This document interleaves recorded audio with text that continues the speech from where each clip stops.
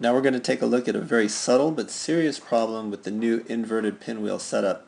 Aside from the problem that a lot of handlers are going to have using a throttle here at the beginning with this jump or using a 270, once they've mastered the throttle and 270 skill, that actually won't be much of a problem. People will also become more comfortable with wrapping their dog around these wings.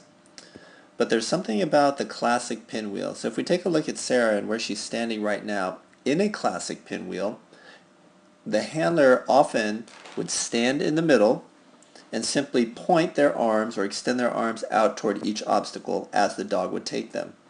So the dog might be taking that one, and then that one, and then that one. Oftentimes the handler would stay in one place or rotate around in a very small area with their arm extended outward. And this was the classic way of handling pinwheels. It was a nice thing. It was a skill that people actually taught their dogs, that if they stayed in one place and rotated around, that they should go and look for a jump that actually completed the pinwheel setup. So the dogs would learn to do this.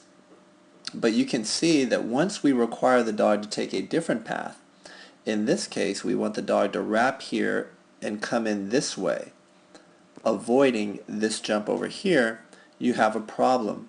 And this problem comes because it looks the same to the dog. The handler's kind of staying in one place and rotating her shoulders. So here we have a dog. He's coming into this jump over here.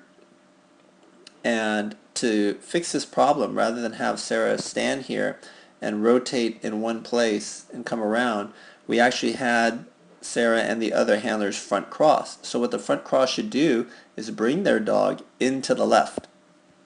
But this pattern is so ingrained to the dog that as they come around, they immediately line up this jump, they're headed toward that jump, and rather than coming into the arm, they have more value for the jump, so they cut behind the handler and they go off course. Now remember, the dog is supposed to not take that jump. So a lot of handlers were surprised, especially handlers that don't use blind crosses, because one of the things that handlers who don't use blind crosses will tell you is that their dog should never blind cross them to go and take an obstacle. And we've discovered that that's not the case, even with those dogs. So the pinwheel pattern is something that dogs are taught, and in this case we're kind of having to break that pattern of handling. The first thing to do, if any of you are struggling with it, is to use a front cross here.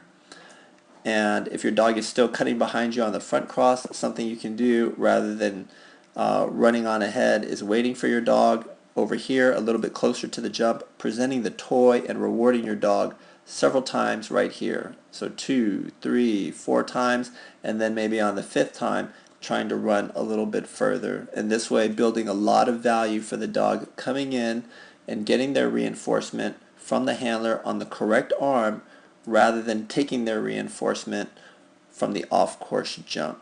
So this is just something to be aware of, especially for owners who have a long reinforcement history with any veteran dog of standing in one place and taking their dog around on pinwheels.